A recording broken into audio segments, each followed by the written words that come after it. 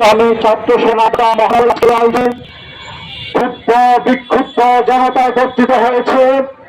ছাত্র সেনার সাবেক সভাপতি জননন্দিত আলম রইস উদ্দিনকে গতকাল উগ্রবাদী সন্ত্রাসী চিহ্নিত গোষ্ঠীর মাধ্যমে নির্মমভাবে যে হত্যা করা হয়েছে, তার প্রতিবাদ জানানোর জন্য আজকে প্রেস ক্লাবের সামনে বাংলাদেশ ইসলামী ফ্রন্ট, যুব সেনা, ছাত্র সেনা সহ সর্বস্তরের ক্ষুব্ধ জনতা, বিক্ষুব্ধ জনতা এখানে একত্রিত হয়েছে। আমরা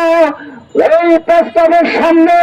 সরকারের দৃষ্টি আকর্ষণ করতে চাই, আগামী 24 ঘন্টার মধ্যে রইস উদ্দিনের হত্যাকারীদেরকে চিহ্নিত করে গ্রেফতার করতে হবে। গাজীপুরের যে গোলাম তামারসি নির্মম এবং মনুষ্যস্থায় রইস উদ্দিনকে গ্রেফতার করে মিথ্যা মামলায় তাকে যে চিকিৎসা ছাড়া কামাই নিয়েছে, সেই রইস উদ্দিনের হত্যার জন্য সেই থানার জেল কর্তৃপক্ষকে দ্রুততম সময়ে বরখাস্ত করে আইনের আওতায় আনা হবে।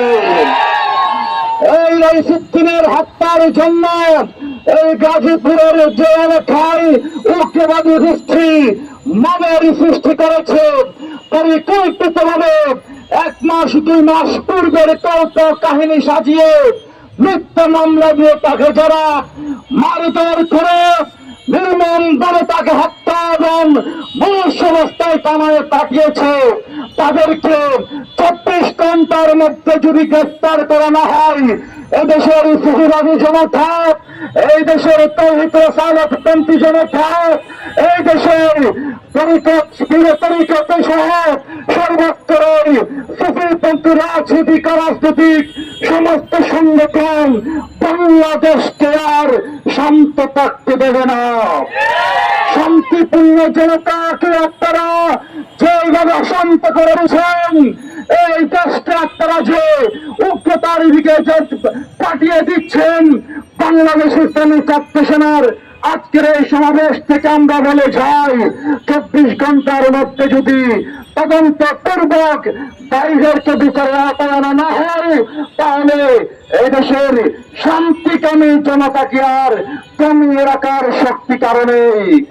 মাননীয় স্বরাষ্ট্র উপদেষ্টা আপনার দৃষ্টি আকর্ষণ করতে চাই, আপনি দ্রুততর সময়ে বাংলাদেশ ইসলামী ছাত্র সেনা, যুব সেনা, ইসলামী ফ্রন্টের পরিষদ কর্মসূচির জন্য ক্ষুব্ধ জনতাকে প্রস্তুত থাকার আহ্বান জানিয়ে শেষ করছি।